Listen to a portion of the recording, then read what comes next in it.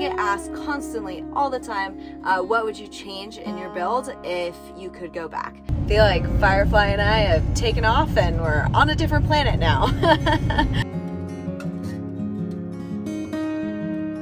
Okay, so on to something that I absolutely love. Ready for my number one van build regret? I really wanted something that was just aesthetically beautiful and pleasing to the eye.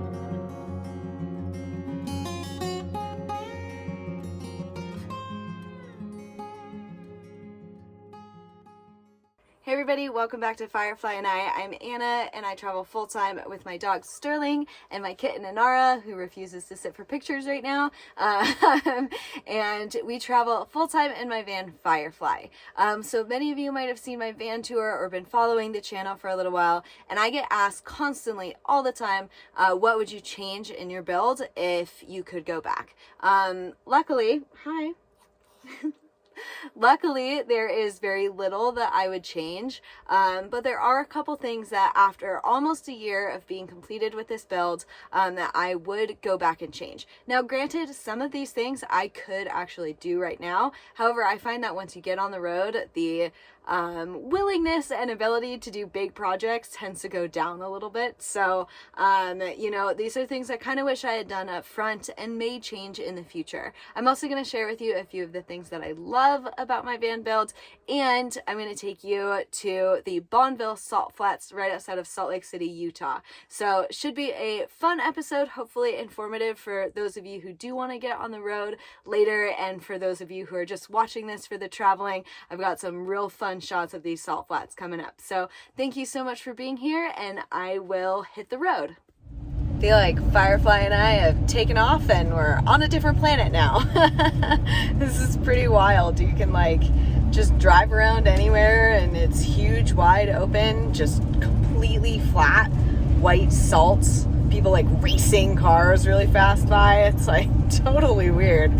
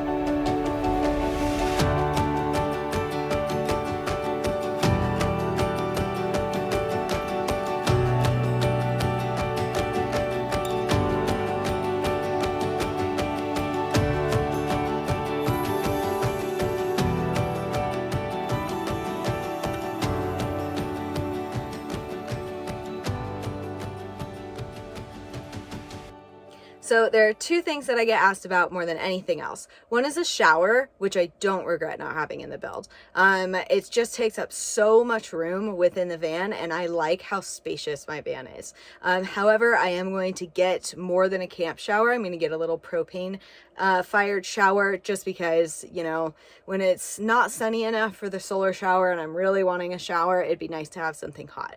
But that's a quick, easy fix. The other thing I get asked about all the time are windows.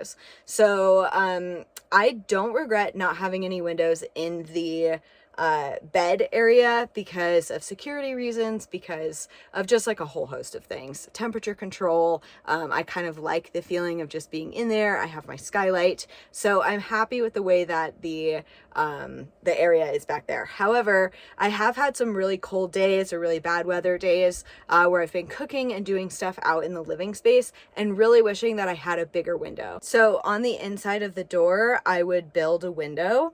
It would just add a little bit more light and openness when, you know, it's just too shitty outside to actually keep my door open.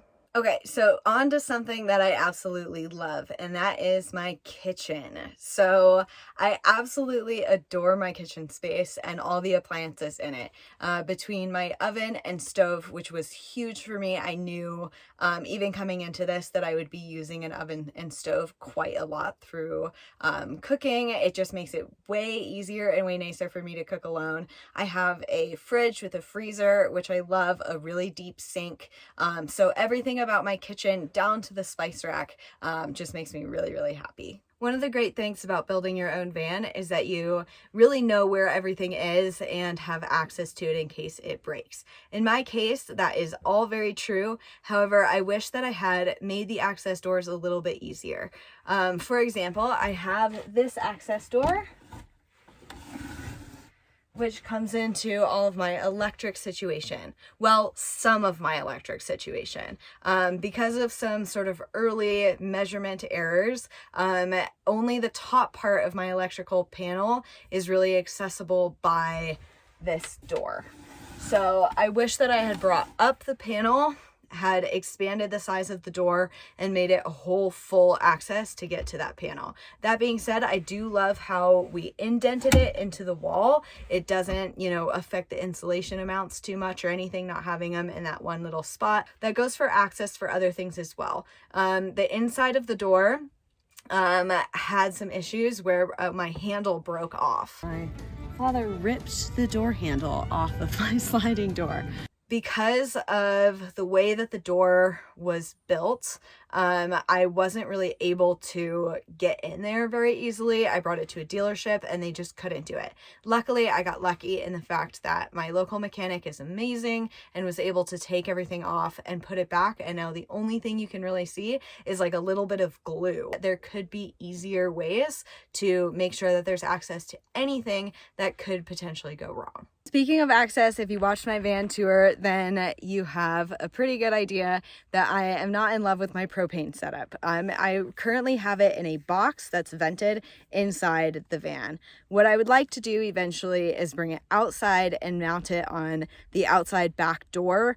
Probably the number one thing that I absolutely love about my van is the storage. So I have a ton of outdoors gear, from boats to bikes to all sorts of stuff. And so this all fits underneath my giant bed platform. I also can access the under bed storage from inside and built shelves there that house all my camera equipment, everything that I need to, you know, be successful in this van life. I also have a really cool sort of under counter bar that lifts up. I have storage next to the bed. I have storage under all the counters. So tons and tons and tons of storage. So that works really well for me, being a total gear junkie. One quick note about the under counter bar.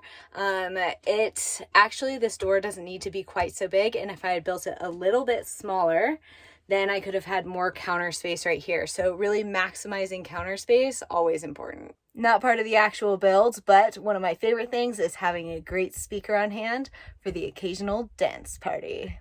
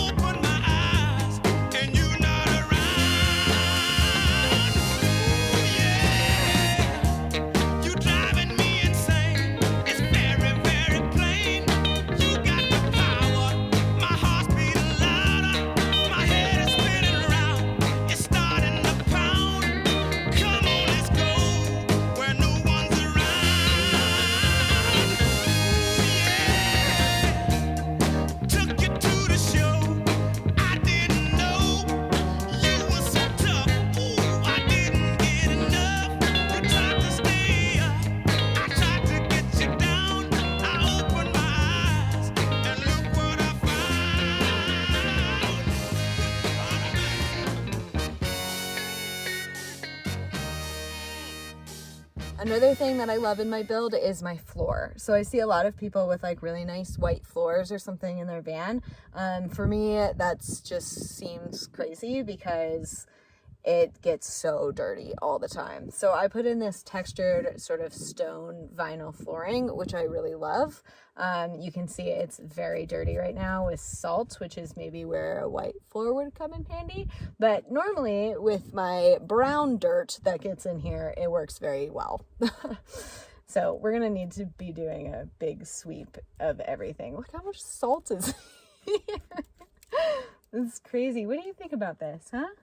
Let's talk electricity. So if you've been following me, you know that I've struggled a little bit with my electric system. So we're currently in Memphis and it's super hot. Even at night, still here it's like 75 degrees. And so the van died again.